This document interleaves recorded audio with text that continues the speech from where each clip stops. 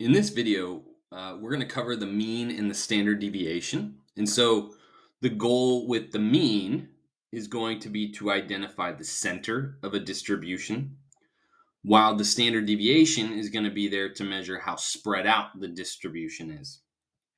Okay. And you can actually see right here, this is our formula for the mean. Okay. And in fact, when we use this notation right here, we're actually talking about something called the sample mean, um, which there's not really a huge difference between the sample mean and the population mean, other than one of them comes from a sample.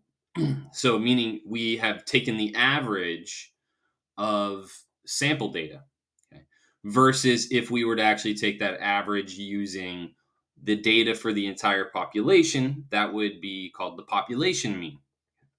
And the way that we say this one here for the sample mean is we say X bar. And then this one over here, maybe I'll write down what we call them both here. So yeah, this is just X bar if we're speaking aloud.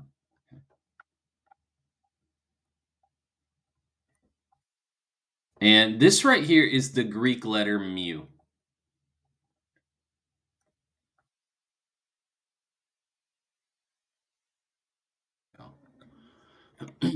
All right.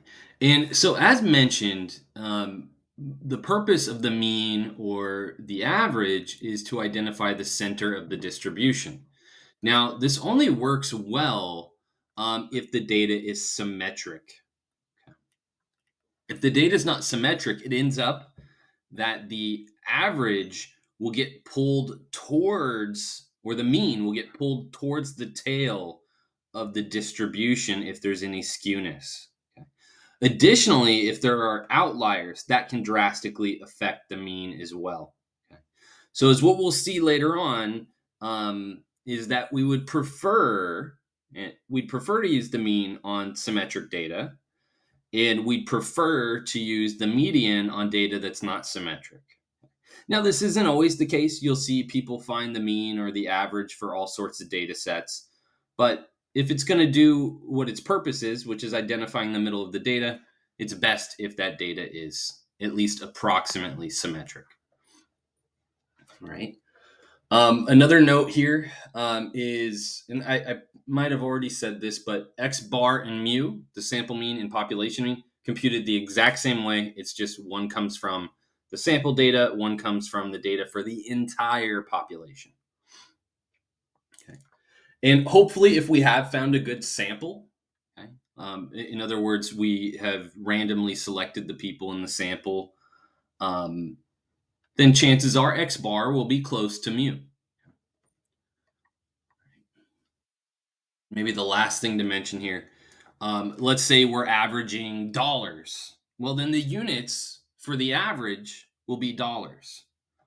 And if we're talking about maybe the mean height in maybe feet and inches, okay, um, then the units for that mean are also going to be in feet and inches. All right. And so what I want us to do here is just get a little practice real quick finding the mean. Most of you have probably done this before, so we won't do this very many times here. But to find our mean, and again, this it does depend, the notation that we use does depend on whether this comes from a sample or from a population. Here, let's just assume that this is maybe a sample. Okay. So if this is a sample, then I'll use X bar to represent the mean. And again, there's nothing in this question indicating whether this data comes from a sample or a population, but we will compute it the same way. So you'll add up all the numbers.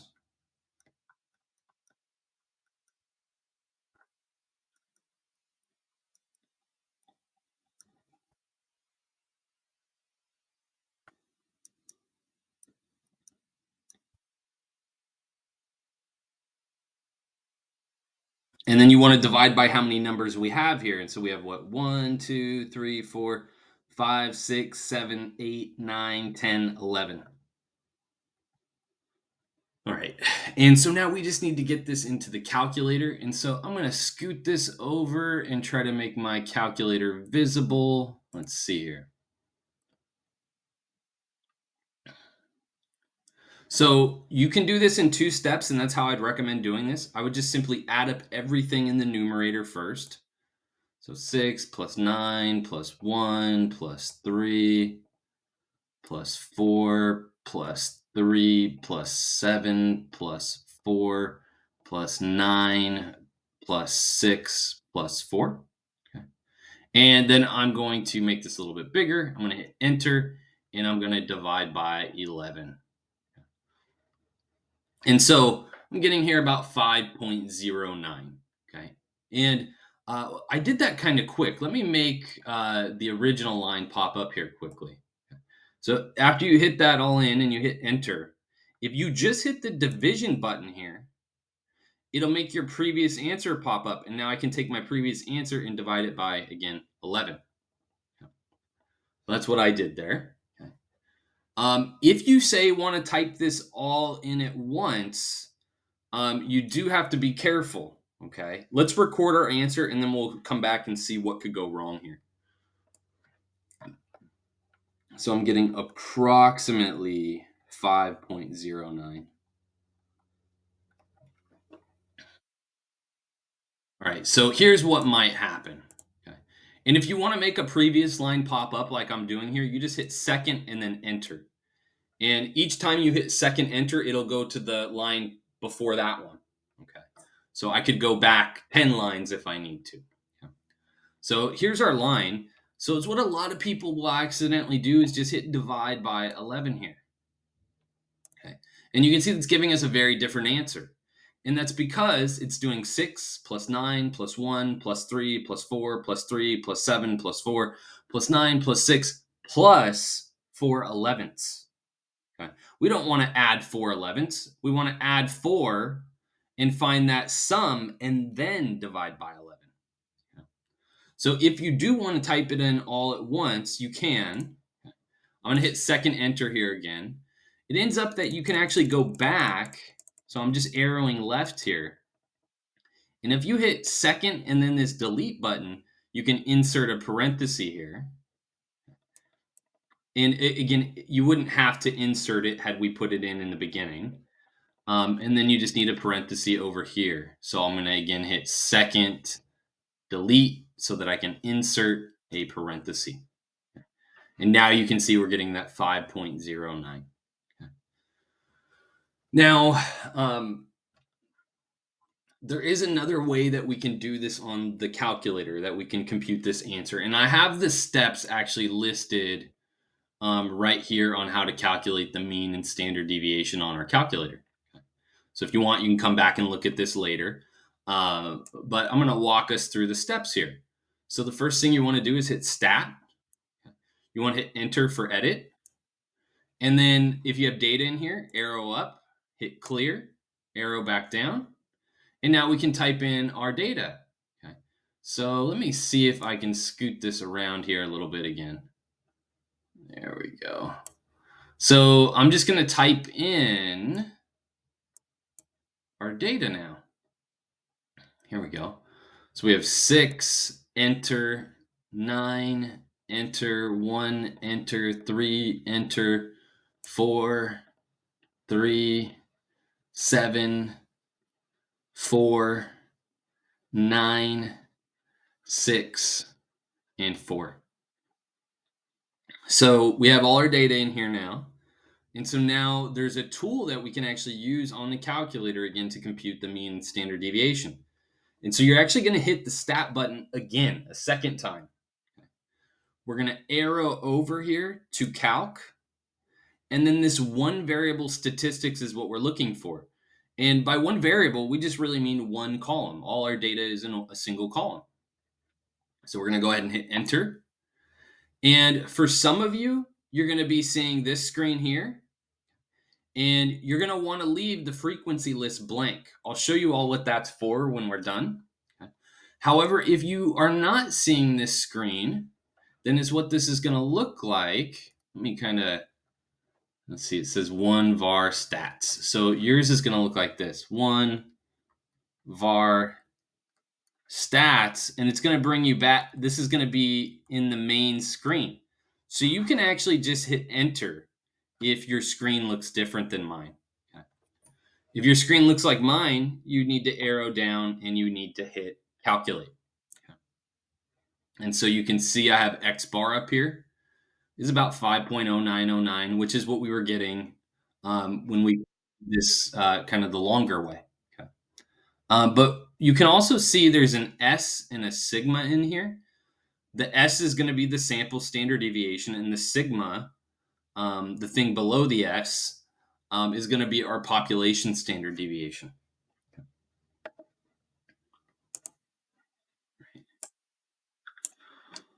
And I just realized there is something else I could mention here. You might be wondering, well, why is there a different notation for the sample mean and the population mean? Okay.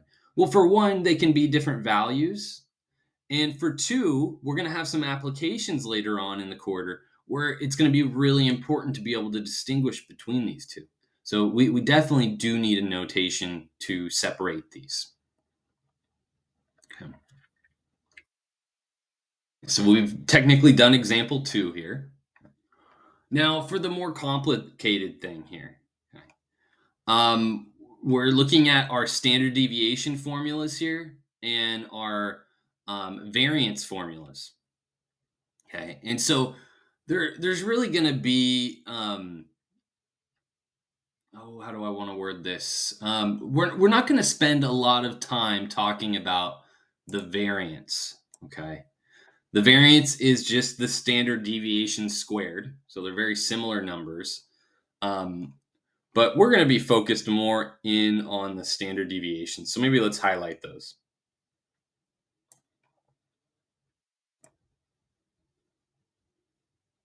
Oh, let me try and highlight that better. There we go. Okay. And I want us to start off actually with this formula here. This is our population standard deviation formula. Okay. And if you ignore the square root on here for a second, essentially is what this formula is telling us to do is find the average square distance between each data point and the mean. Okay. So this first section here is the first data point minus the mean squared. And then the second piece over here is the second piece of data minus the mean and then squared.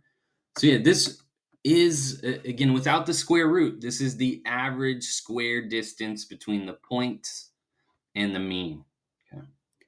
Now, no matter what, the more spread out the data is, so the farther the data is from the mean, the larger that this standard deviation will be. Okay. And the closer our data is to the mean, so the more compact our data is, okay, the smaller this number will be. Okay. So when we do think about this number, that's what it's telling us is how spread out is the data. Okay. All right. Now, you might be wondering what n is. N is our total number of observations, or it's the amount of data we have. Now, there is something subtly different between our two formulas that we see here. So the ones that are highlighted. So we have sigma here. That's one difference, and an S here. Right. The sigma is going to be, again, for the population standard deviation. S is for the sample standard deviation. And the big difference that really comes with that is this n versus n minus 1. Okay. Well, the purpose, let's go back to the mean for a second. The purpose in computing the sample mean is in hopes to estimate the population mean. Okay.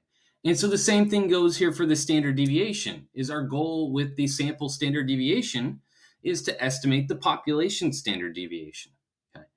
And so you can see there is another difference here, but I'm not going to highlight it for long because it's not really that important other than for this conversation.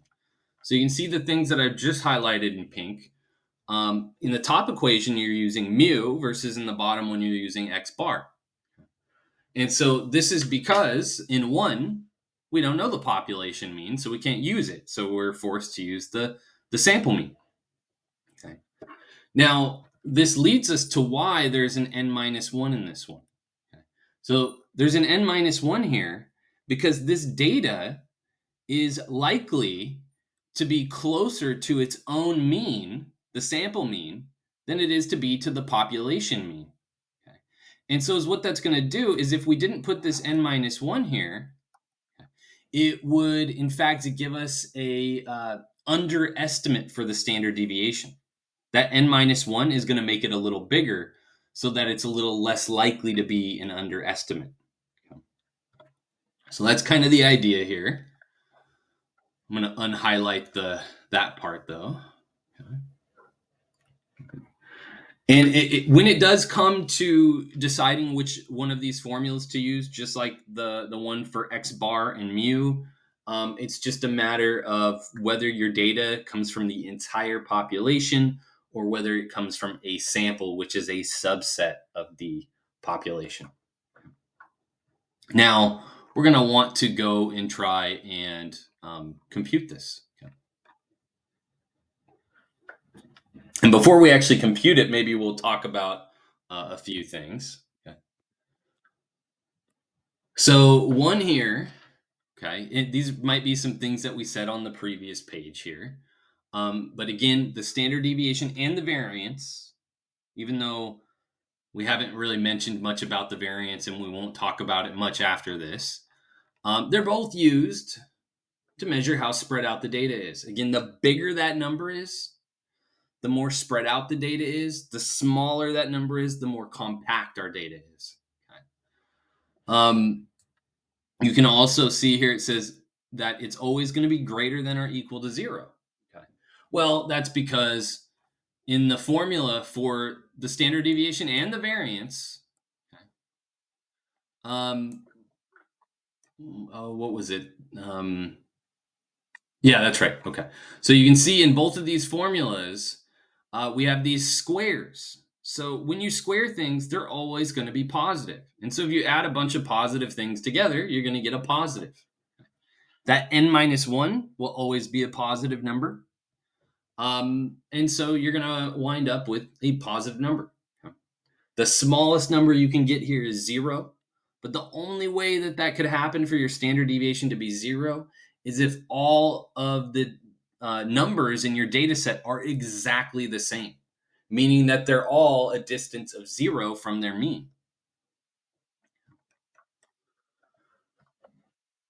Let's see. Oh, and just like with the mean, we prefer approximately symmetric data if we're going to use the mean or the standard deviation. Okay. And maybe I'll add also, and if we were using the variance, we would also prefer if the data were approximately symmetric. Okay. It is going to end up that we're going to have many applications that have to do with symmetric data sets. And so the mean and standard deviation will be really important. But again, we will at the beginning of next week spend some time studying how we're going to measure the center and the spread for data sets that aren't symmetric.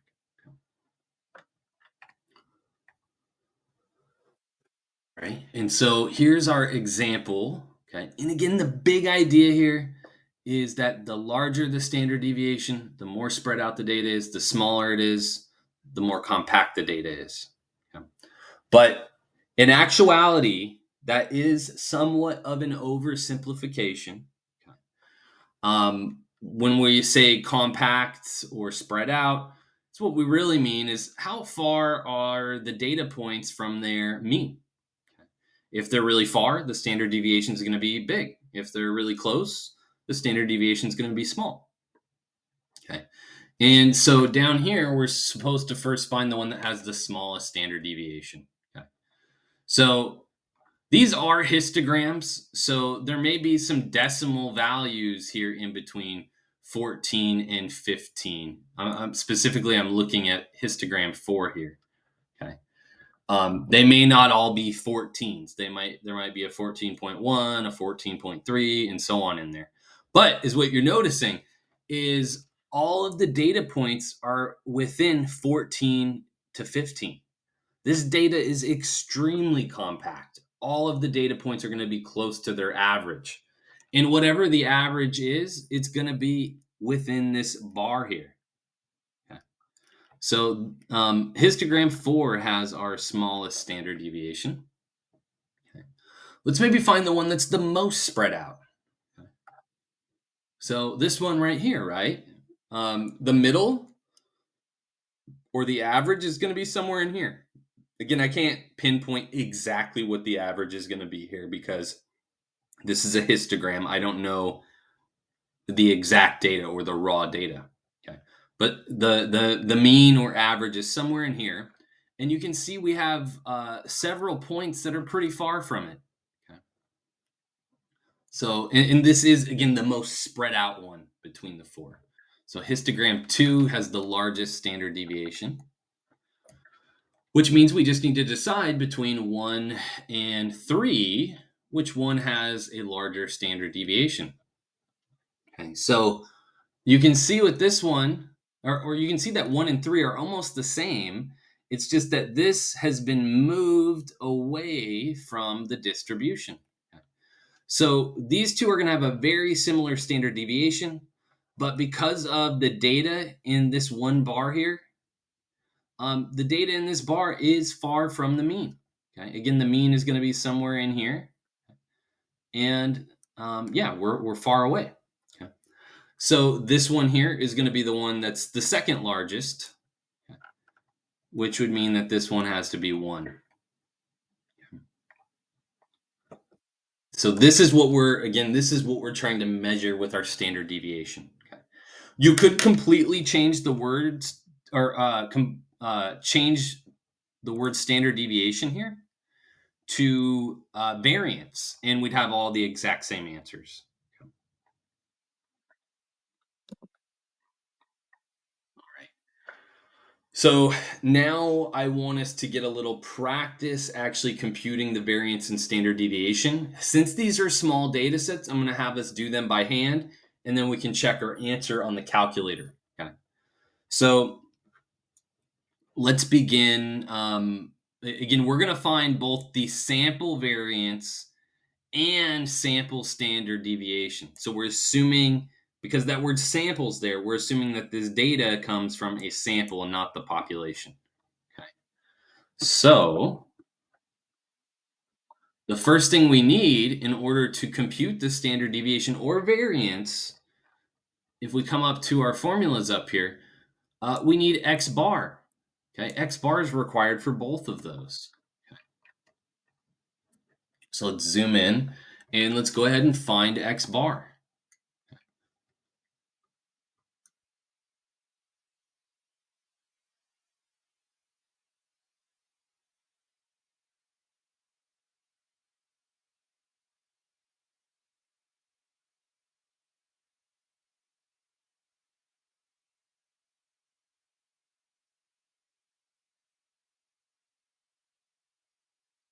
All right, and then we just need to figure out how many numbers are in our data set, and it looks like there are 6 of them. Okay. And so let's get that plugged in, and then we'll move on to the next step, which will be finding that standard deviation or variance. So let me clear this. So we have 61 plus 63 plus 64 plus 65 plus 69 and 80.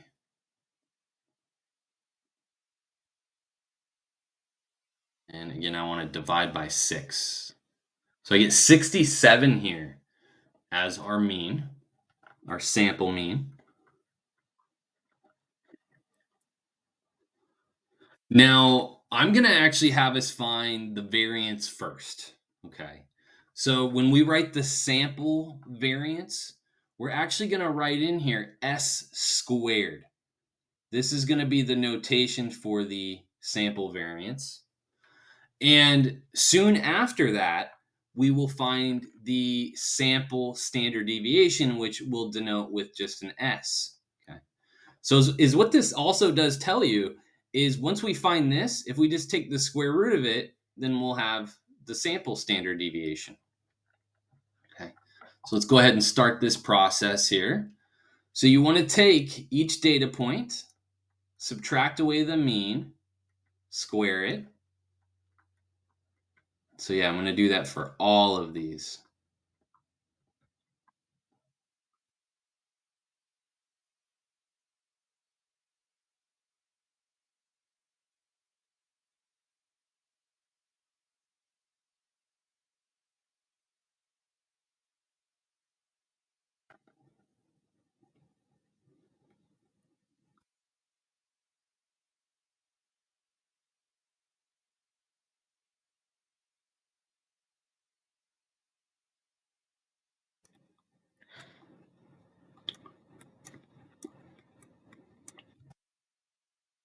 So one thing you will notice, I've kind of already said it, but if you come up here and look at your variance formulas, it's this s squared right here. Or if we're talking about a population, it'll be this sigma squared here. But notice that neither one of those have a square root in them. All right, so I'm not going to put a square root here as I'm calculating the variance, is what I'm trying to say. And I just need to divide by something here now. So I need to ask myself again, is this the sample variance or population variance? When it is the sample variance, we divide by n minus 1 instead of n. And so n here for us, we could have stated it up here. It's that we have 6 data points. So down here, you could write just 5, or if you prefer, you can write 6 minus 1 in there too. Okay. And so I'm going to have us plug this one in. And I would recommend doing this in steps as well. I would type in the numerator first, hit the divide button, and then divide by 5. Okay, so we'll do that right now. So I need a left parenthesis. Then I want 61 minus the mean squared. And then 63 minus the mean. Yeah, 63 minus the mean squared.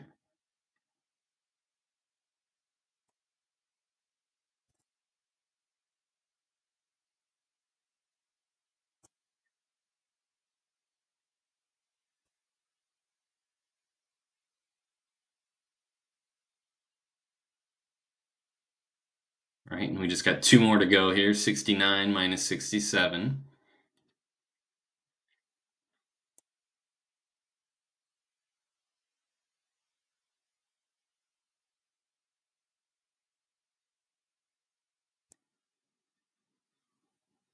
There we go. So that was the entire numerator now.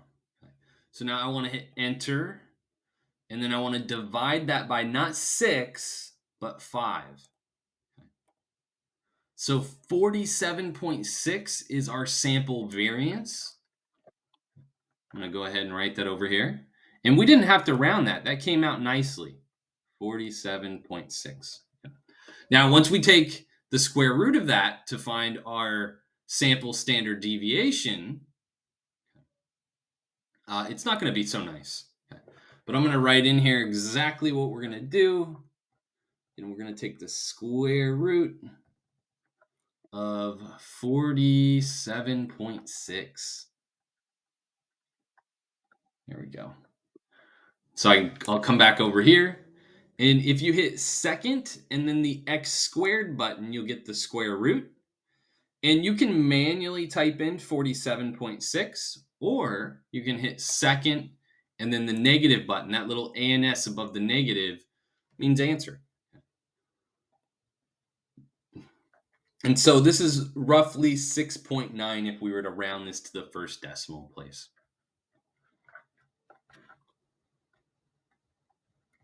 As you are working through the homework for this section, do make sure to pay attention to what the questions ask you to round to.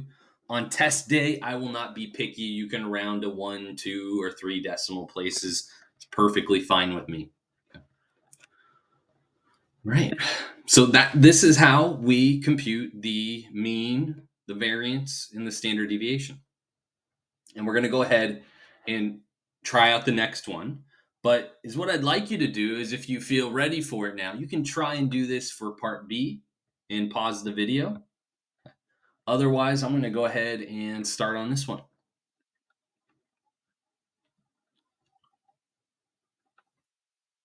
Right, so the nice thing about this one is it's a smaller data set. So I can go ahead and I can find that mean.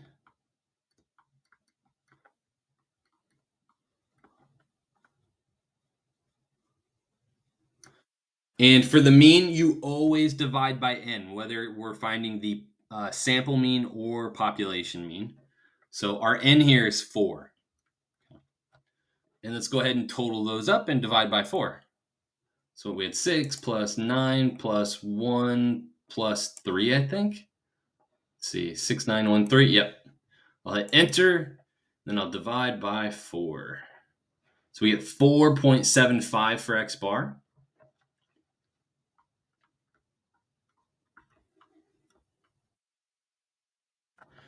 And then I can go ahead and I can compute now the variance, which we're denoting with s squared.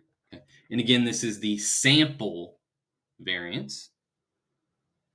So no square root since this is the variance.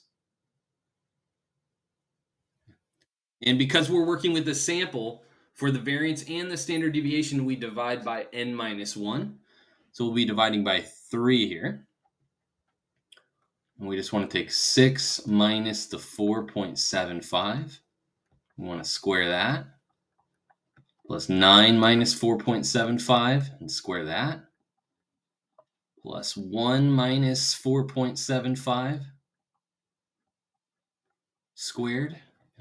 And then let me just extend my division bar here a little bit. That's a lot. Let me see if I can shrink that up a little bit. There we go. Okay. So the last one we have is plus 3 minus 4.75 squared. Let's go ahead and get this all plugged in. So we had a 6 minus 4.75 squared. Oop.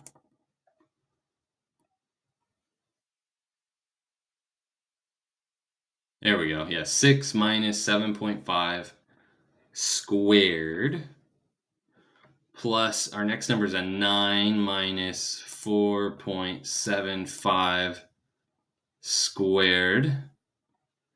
And then 1 minus 4.75 squared.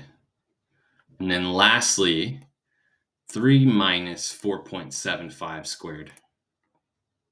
There we go. And we said we wanted to divide this by 3, or n minus 1. So I divide by 3.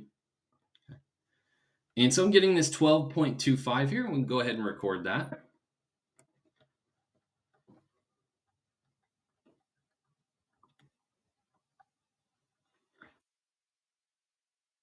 And lastly, we have S here. Remember, that should be the square root of the variance if we're going to find the standard deviation.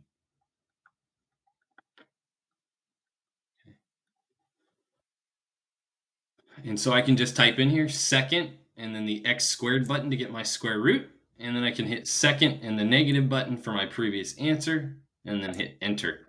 So we're getting just a 3.5 here.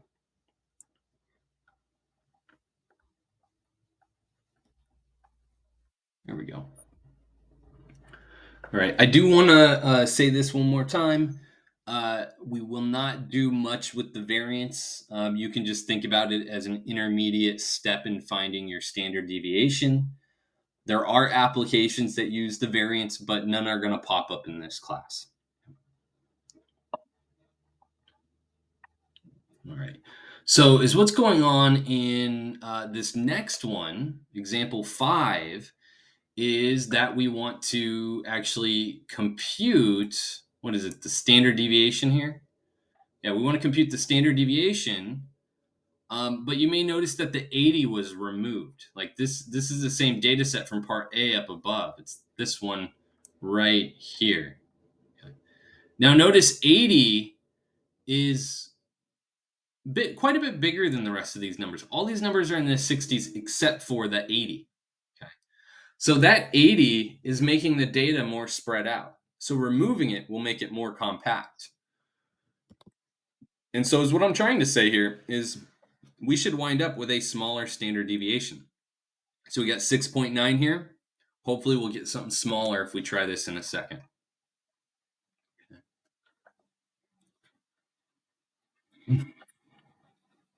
And this says for us to just use the calculator. So we'll go ahead and we'll do that. Okay. So let's go like this, open it up. We'll hit stat, enter for edit, up, arrow up to clear out the data, and then arrow back down. And 61, 63,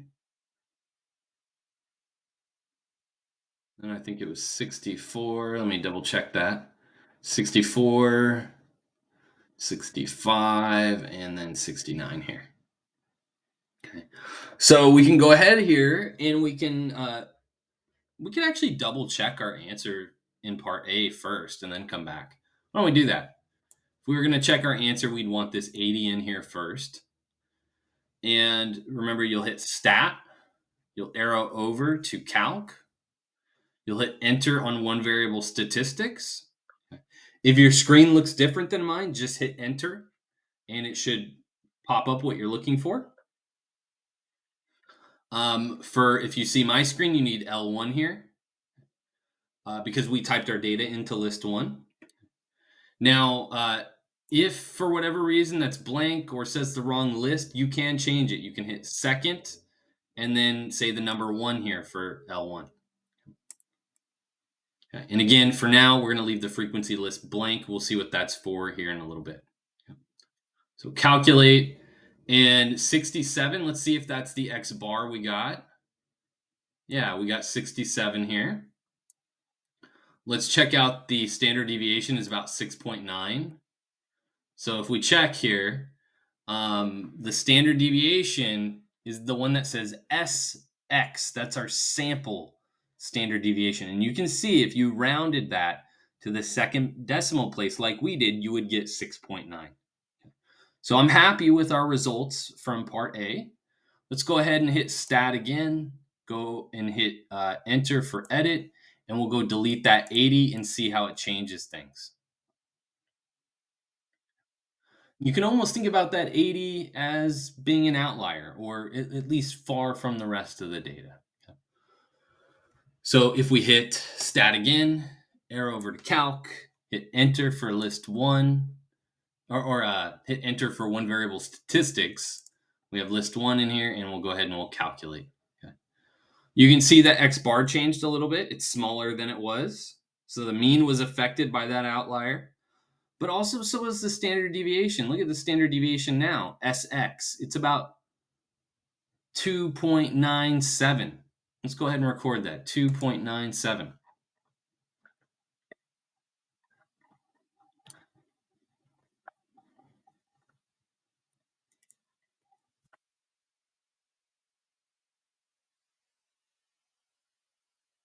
Okay. And we did answer this question aloud, okay? It says, what do you think would happen to the standard deviation? And we said what would happen. We said that if we removed that outlier, then our data is going to be closer to the mean, or it's going to be less spread out. So we expect the standard deviation to be smaller after removing that 80. All right, and so I have two more things I want to mention here. So for one, we're going to get to see what that frequency thing was all about. Okay. Um, when we were looking at one variable statistics, but I also want to break down, kind of what this little frequency table here is telling us as well. It's telling us that if you were to list out your data, you'd have first, um, 7 zeros. I'm not going to list all these out. Don't worry. 4, 5, 6, 7. And then you'd start listing out all your ones. And of course, we have 10 of those, by the way, 10 ones. And so this list just keeps going. Okay. But it would be a fairly big list. Okay. And when I say big list, I mean by hand. Okay. There's should be a total of 40 numbers here. If you take these and add up all these frequencies, we should get 40. There were 40 people involved in this. Yeah. And maybe it wouldn't be a bad idea to see what this data set is about here, although I'm not sure that it's really a real data set. Um, it says in a survey, 40 people were asked how many times per year that they had their car in the shop for repairs. The results are shown in the table. Find the sample mean and sample standard deviation. So if we were to do that, one option for our mean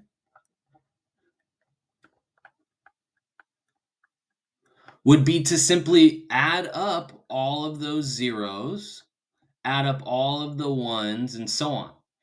But there's a really quick way to say that we want to add 0 7 times. So you could just say 7 times 0. I have 7 zeros. I have 10 ones. I have 14 twos and 9 threes. Okay. And remember, we have a total of 40 things here, or 40 people. So we want to divide by 40. Right. So when it does come to computing the mean or standard deviation by hand, it'll either be a small data set or one that could be written really compactly in a frequency table like this. Okay. Anything beyond that, it just gets too tedious, and it's just best to use technology. Okay.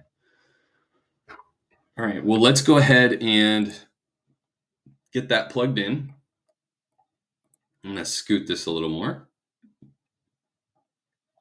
Here we go.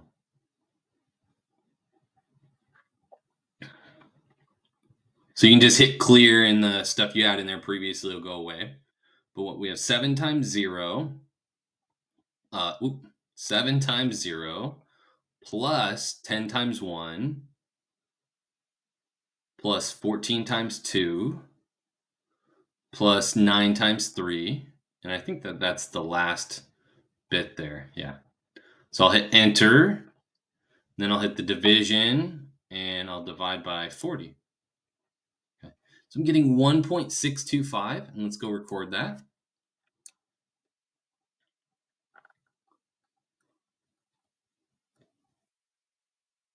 And that makes sense for the average too. These are the numbers in the data set. They're all very small numbers. These over here, the frequencies just tell us how many of each one of these numbers we have. All right, the second thing we were asked to do is to find the sample standard deviation. So since I'm not going to compute the variance this time, I'm just going to write in the square root right now.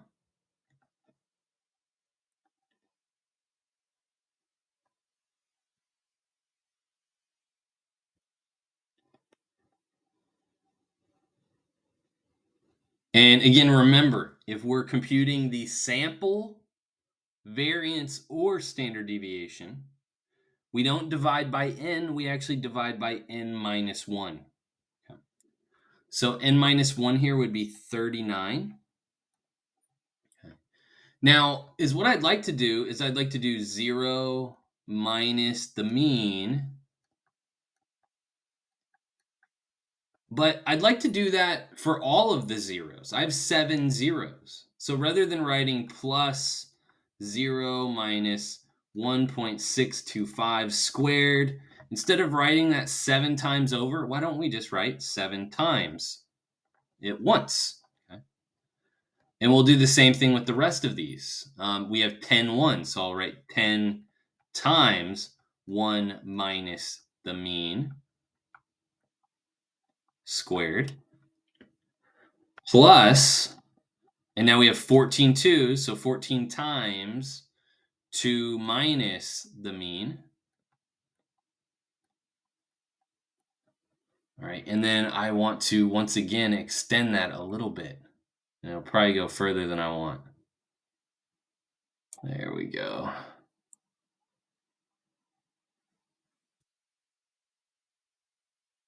Okay. And so the last one, we have 9 3. So I'm going to write plus 9 times 3 minus the mean.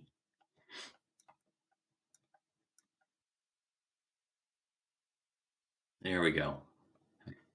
So now we need to get this into the calculator. There is something you can do that can make this a little bit faster. And it's not a lot faster, but you may notice that 1.625, that's 4 buttons that you have to hit. And so if you do that, say 4 times, like we're going to have to, that's going to total to 16 buttons you had to hit, upping, maybe making it likely that you might make a typo. Okay. So what I'm about to show you don't have to do, but it can be really helpful. So if you have a number like this that you know you're going to type in many times over, you can actually store it as a letter on your calculator. So for instance, I could just hit this STO button. And so is what it's saying is it's going to take my previous answer and then this arrow after it, I want to put a letter. And it's going to make that letter be equal to 1.625. So you can hit alpha here and you can see it says the numbers A through Z on your calculator in the upper right of many of these buttons. Okay. I'm just going to use A because it's right here. Okay. So I hit alpha A, okay, and then enter. And so now whenever I hit alpha A, it's going to be equal to 1.625. Okay. This is convenient because now as I'm going to type this in, I'll go 7 parenthesis 0 minus alpha A squared. Okay. And for those of you who typed in just 1.625 instead, you'll notice that what I have so far already looks more compact. Okay. And then we have plus 10 times 1 minus alpha A squared. Plus, and then we have 14 too. So 14 times 2 minus alpha A squared. And then plus 9 times 3 minus alpha A squared. Okay. And then I just hit enter. So that right there is the numerator. We wanted to divide this by n minus 1, which if we come back over here, we'll see that that was 39. 40 minus 1 is 39. So I'm going to hit divide and then 39 and enter. Now remember, this would be the variance. The variance is 1.06 approximately. The standard deviation, we need the square root. So I'll hit second and the x squared button, and then second and then the negative button for my previous answer, and then enter. And so you can see we're getting this 1.0, let's say 1.03. If we round that to the second decimal place.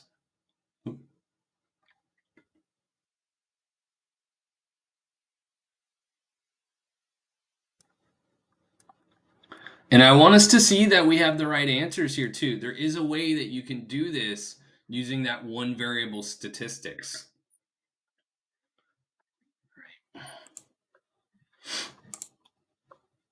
So you can go ahead and hit stat again. You can come over to edit by hitting enter, arrow up, hit clear, arrow down. And so now we have a blank list and we can actually type in those numbers. So they were 0, 1, 2, 3. And now the second column that I'm going to type in here, I just arrowed right to list 2. These are going to be our frequencies. So L2 is going to be our frequency list. And so what do we have there? We have 7, 10, 14, 9. 7, 10, 14, and 9. Okay. Next, you can hit stat again. You can go over to calc. You can hit enter on one variable statistics. And then for this frequency list here, you're going to hit second in L2. Okay. for list 2, and then you can arrow down and hit calculate. Now, before I do that, if you're not seeing my screen here again, this is what you're going to type in. You will still get to that one variable statistics,